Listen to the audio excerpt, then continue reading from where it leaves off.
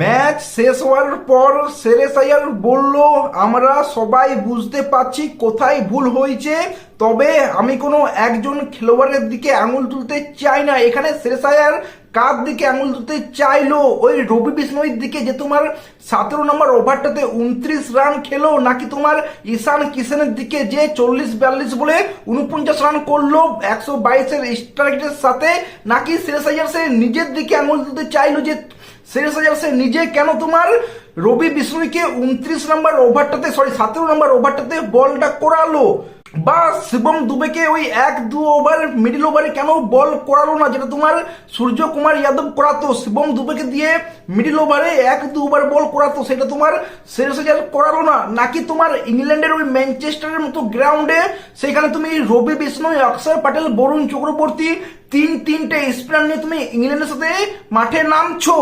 শ্রেয়াস আইয়ার এখানে কার দিকে আঙুলটা তুলতে চাইলো? রবি বিষ্ণয়, ঈশান কিষান, নাকি সে নিজের দিকে? দেখো, শ্রেয়াস আইয়ার যদি তোমার ঈশান কিষানের দিকে আঙুলটা তুলতে চাই, তাহলে আমি এখানে বলবো লাস্ট 3 মাস থেকে যে সবচেয়ে ভালো খেলছে ইন্ডিয়ার টিম হয়ে, সেটা হচ্ছে ঈশান কিষান। সে এখন নাম্বার 1 ব্যাটসম্যান, ওয়ার্ল্ডের নাম্বার 1 ব্যাটসম্যান। একটা ইনিংস তার খারাপ হতেই পারে। আর রবি বিষ্ণয়কে বললে, সে তোমার 3 ওভারে 31 রান দিয়েছিল, ওই 17 নম্বর ওভারটাতে বল করতে এসে 29 রান, যার ফলে তার খাতায় এখন আমরা দেখতে পাচ্ছি 4 ওভারে 60 রান। সো শ্রেয়াস আইয়ারের এখানে ক্যাপ্টেন্সিতে আমার ডাউট হচ্ছে যে তুমি রবি বিষ্ণয়কে কেন তুমি 17 নম্বর ওভারটাতে দিচ্ছ, শিবম দুবেকে কেন বল করাচ্ছ না, যেটা তোমার সূর্যকুমার যাদব করতো। আর সবচেয়ে ইম্পর্টেন্ট বিষয়, তুমি প্রেস কনফারেন্স এসে তুমি এটা বলছো যে আমি কোনো প্লেয়ারের দিকে আঙুল তুলতে চাই না, আমরা সবাই জানি কোন প্লেয়ারের জন্য আমরা হারলাম। এখানে ভাই এইটা বলা পাবলিকলি উচিত হয় না। তুমি প্লেয়ারটার নামে বলে দিতে পারতে।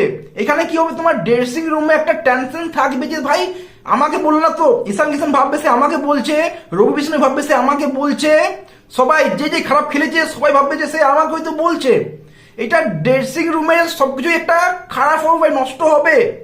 আমার মনে হয় শ্রেয়াস আইয়ারকে এরকম পাবলিকলি বলা উচিত ছিল না। এটা তুমি মনে রাখতে পারতে, টিম মিটিং করতে পারতে, সেখানে বলতে পারতে কোনটা ভালো কোনটা খারাপ, কে ভালো করেছে কে খারাপ খেলেছে, কিন্তু পাবলিকে তুমি এইভাবে বলতে পারো না।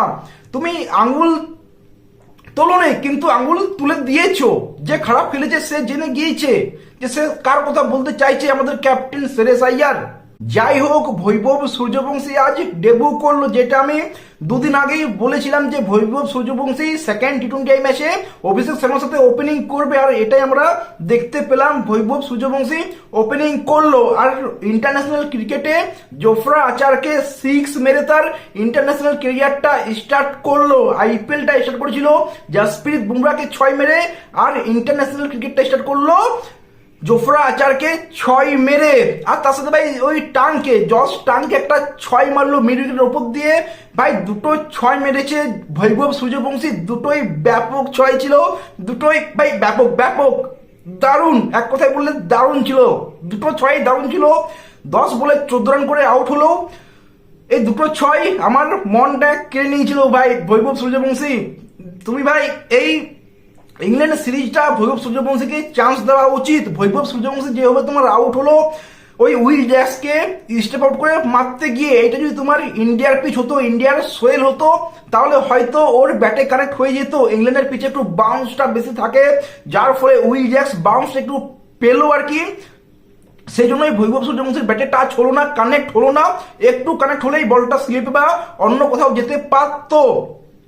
যাই হোক, বলটা তোমার জস বাটলারের হাতে যায় এবং সে স্ট্যাম্পিং করে দেয়।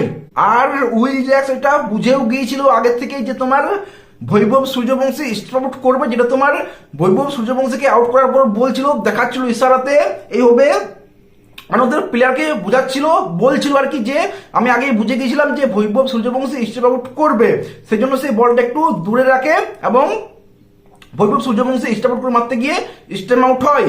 অন্যদিকে অভিষেক শর্মা সে প্রথম একটু স্ট্রাগল করলো, শেষ পর্যন্ত 22 বলে আই থিঙ্ক 43 রান করেছিল, তাই তো?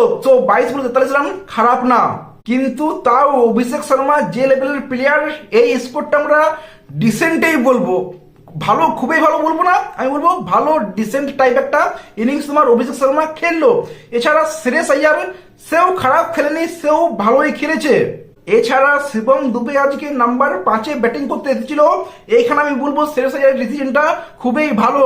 শিবম দুবেকে নাম্বার 5-এ ব্যাটিং করানো খুবই ভালো, ডিজার্ভ করে নাম্বার 5-এ ব্যাটিং করানো। এর ফলে তোমার শ্রেয়স আইয়ার নাম্বার 4-এ, শুভম দুবে নাম্বার 5-এ এবং হার্দিক পান্ডিয়া নাম্বার 6-এ চলে আসবে। সো রাইট লেফট এই কম্বিনেশনটা ভালো হবে এবং শিবম দুবে নাম্বার 5-এ ডিজার্ভ করে। সে স্পিনারদেরকে ভালো খেলে, ওটার জন্য বেস্ট হবে। এবং তিলক বর্মা নাম্বার 7-এ, এইটা তোমার তিলক বর্মার জন্য ভালো হবে আর ইন্ডিয়ার টিমের জন্য ভালো হবে। কারণ তিলক বর্মাকে আমরা দেখেছি সে সিঙ্গেল বের করতে পারে না, কিন্তু সে ভালোই 6-4 মারতে পারে, যেটা আমরা আজকেও দেখলাম জোফরা আচারকে ওই শেষ ওভারে 2টো 6 পর পর তার সাথে একটা 4, যার জন্য তোমার ইন্ডিয়া 190 রান করতে পারলো। ওই তিলক বর্মার একটা কেমিও খেললো, ওই কেমিওটা আমি বলবো খুবই ভালো খেললো।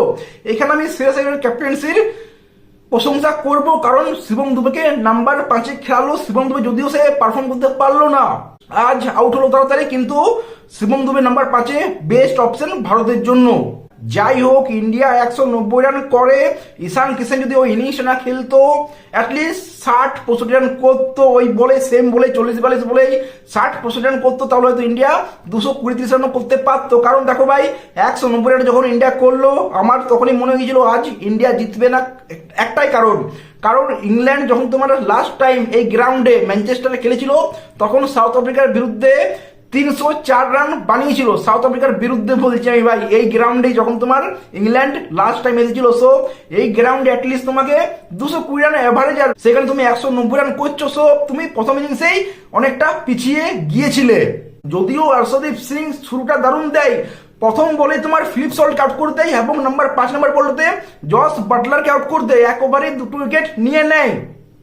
আর ইংল্যান্ড তো ভাই ইংল্যান্ড সে ব্যাটসবল খেলে। হ্যারি ব্রুক এসে তোমার ওই 3 নম্বর ওভারটাতে, হর্ষদীপ সিং এর ওভারটাতেই তোমার 29 রানকে 27 রান মানলো ভাই, কিন্তু অক্ষর প্যাটেল হ্যারি ব্রুকের উইকেটটাও নিয়ে নেয়, যার ফলে তোমার ইংল্যান্ড পাওয়ার প্লেতে 3 উইকেট হারিয়ে ফেলে। রানটা যদিও তোমার 61 করে ফেলেছিল, কিন্তু পাওয়ার প্লেতে ইংল্যান্ড 3 উইকেট হারিয়ে ফেলে। এরপর ইংল্যান্ড কামব্যাক করে এবং ওই জ্যাকব বাথেলের 46 বলে আই থিঙ্ক 76 রান করেছিল। দারুণ একটা ইনিংস খেললো, রবি বিষ্ণুকে মারলো, ওটা তো বললামই। সো ইংল্যান্ড সেকেন্ড টি20টা জিতলো জ্যাকব বাথেলের রিজেন। দেন বোলিংটা ওরা ভালো করেছিল বলবোই। আমরা বলছি ইন্ডিয়ার ব্যাটসম্যানরা ঈশান কিষান এরকম করেছে, ওরকম করেছে, কিন্তু হ্যাঁ ইংল্যান্ডের বোলাররাও ভালো বোলিং করেছে, যার ফলে 220 অ্যাভারেজ উইকেটে, অ্যাভারেজ গ্রাউন্ডে তুমি 190 রানে ভারতের মতো টিমকে আটকাতে পারলে। সো এখানে ইংল্যান্ডের বোলারদেরও প্রশংসা করতে হবে। তো এই নিয়ে তোমাদের কি মনে হয়, ইন্ডিয়া ম্যাচটা কোথায় হারলো? শ্রেয়স আইয়ারের ক্যাপ্টেন্সিতে, নাকি ঈশান কিষানের ওই ইনিংসটাতে, নাকি রবি বিষ্ণুর ওই 29 রানের ওভারটাতে ইন্ডিয়া কোথায় ম্যাচটা হারলো? আর হ্যাঁ, হর্ষদীপ সিং তোমার 27 রান খেয়েছিল আই থিঙ্ক। হ্যাঁ, হর্ষদীপ সিং 27 এবং তোমার রবি বিষ্ণু 29 রান। সো ইন্ডিয়া ম্যাচটা কোথায় হারলো কমেন্টে জানিও। ভিডিও ভালো লাগলে লাইক শেয়ার সাবস্ক্রাইব করে দিও, ফেসবুক থেকে দেখলে ফলো করে দিও। দেখা হচ্ছে next video. Bye bye, take care, see you.